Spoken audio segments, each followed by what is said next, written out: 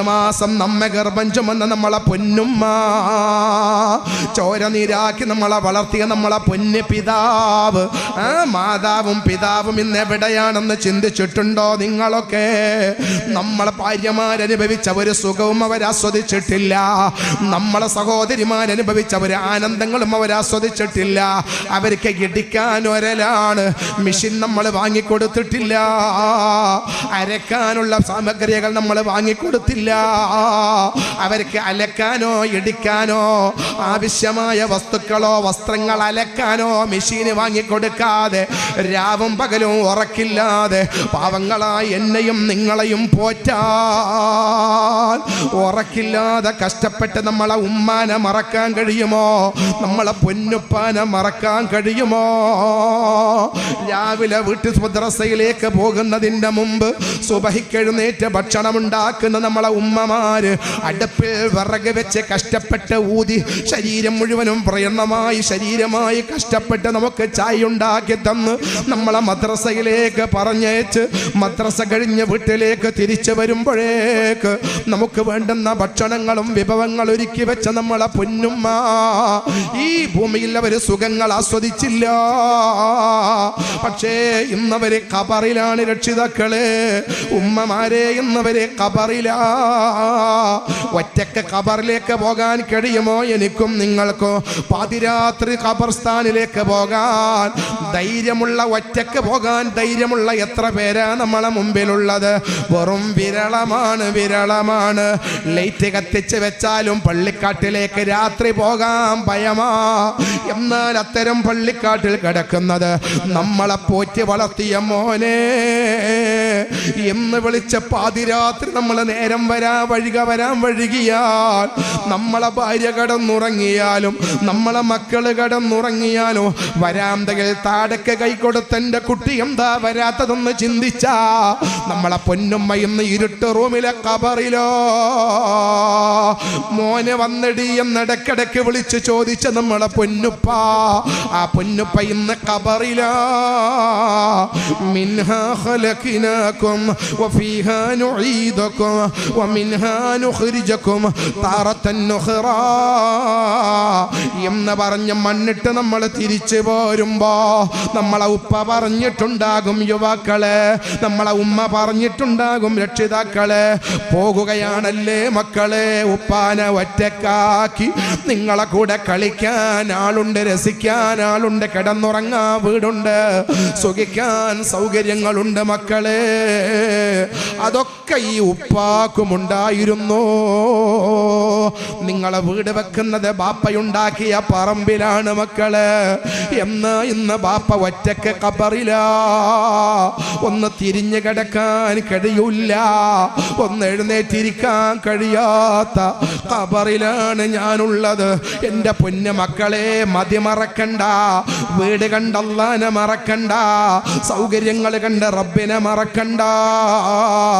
എല്ലാം കഴിഞ്ഞ് ഒറ്റയ്ക്ക് കിടക്കുന്ന ഒരു ഖബർ ഇന്നല്ലെങ്കിൽ നാളെ നിങ്ങൾക്കും വരാനുണ്ടെന്ന ചിന്ത രക്ഷിതാക്കളെ മനസ്സിൽ നിന്ന് പോകരുതേ, ഉമ്മമാരെ മനസ്സിൽ നിന്ന് പോകരുതേ എന്ന സന്ദേശം അവർ നമുക്ക് കൈമാറിയിട്ടുണ്ടെങ്കിൽ, ദഫ് മത്സരം കാത്തിരിക്കുന്ന യുവാക്കളെ, രക്ഷിതാക്കളെ, ഉമ്മ ഒറ്റപ്പെടുമ്പോ രക്ഷപ്പെടാൻ, എല്ലാവരും കൈയൊഴിയുമ്പോ മനസ്സമാധാനം നേടാൻ, മക്കളും കുടുംബക്കാരും കരയുമ്പോ ഖബറിൽ കിടന്ന് സന്തോഷിക്കാൻ മരിക്കും മുമ്പ് തയ്യാറാകണം കേട്ടോ.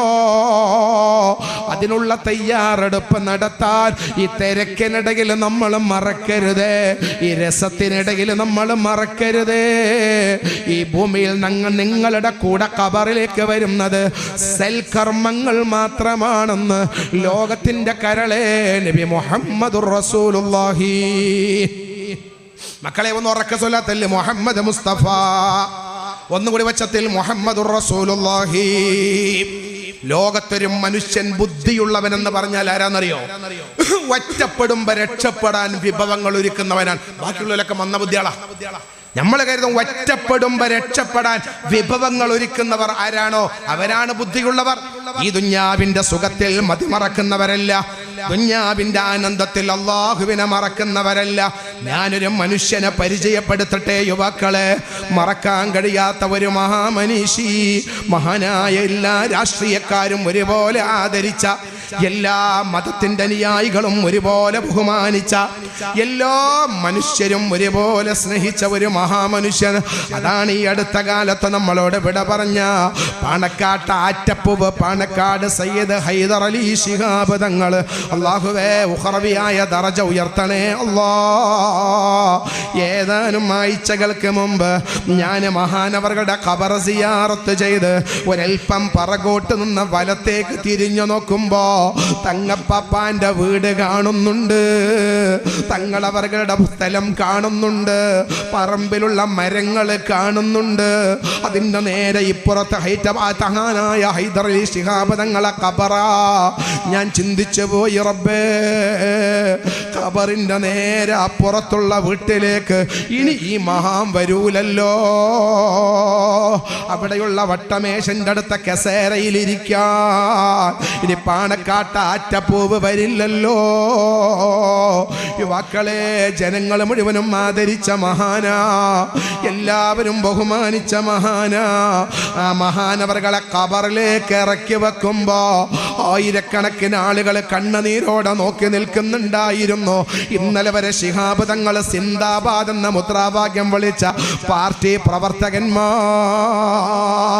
തങ്ങപ്പാപ്പാനെ ഖബറിലേക്ക് ഇറക്കി വെക്കുമ്പോ തങ്ങളെ വെറും മണ്ണിൽ കിടത്തണ്ട, ഞങ്ങൾ പാർട്ടി വക ഒരു പായ വാങ്ങിത്തരാമെന്ന് പറയാനുണ്ടായില്ല, ഒരു ബെഡ്ഷീറ്റ് വാങ്ങിത്തരാമെന്ന് പറയാനുണ്ടായില്ല.